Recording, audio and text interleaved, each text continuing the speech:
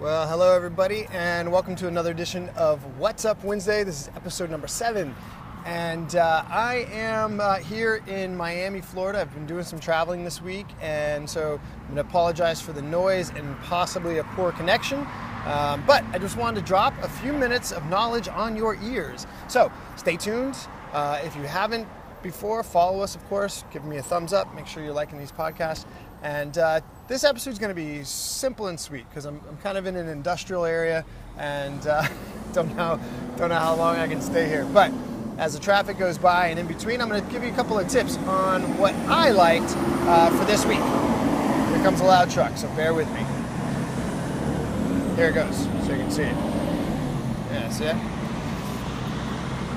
All right, so I decided to kind of do a last-minute impromptu trip to the Keys and stay tuned for videos later this week.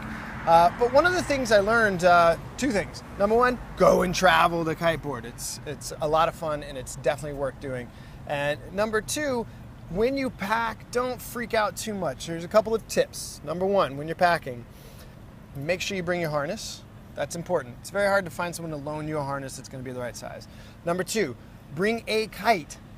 Seems pretty self-explanatory, but bring a kite that you think is going to be the best size for you. It's easy to borrow a board, so if you don't have the right size board, not a big deal, you can borrow it, but it's really, really hard to borrow somebody's kite. Number two, always bring a pump. You're going to need it no matter what, and sometimes your pump is specific for your kite. And number two, when you are visiting an area, always make sure to check first all the rules and regulations. Look up where to kiteboard, find your local shop, and get some tips and pointers on where you need to ride and if there's any rules against riding there and what types of regulations they have. So at many state parks, there are boundaries that you need to stay in or out of when you're launching and landing.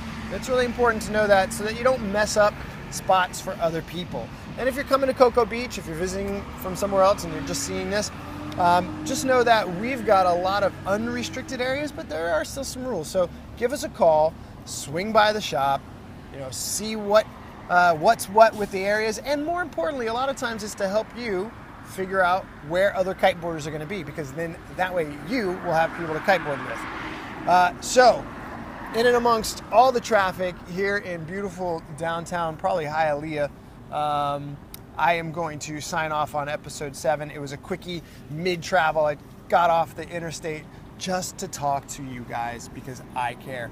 So I will see you next Wednesday. Remember, if you're going to travel, 100% bring the essential gear. Don't freak out too much about bringing absolutely everything. And number 2, check out the local spot. Make sure there's no rules or regulations that you may break. All right? So again, Ramon from 321 Kiteboarding and Water Sports, and this has been another great episode of What's Up Wednesday. By the way, keep the American dream alive. I know it's backwards, but you get the idea. Actually, let's do this. There you go. The American dream. You know it well. All right, guys, have fun.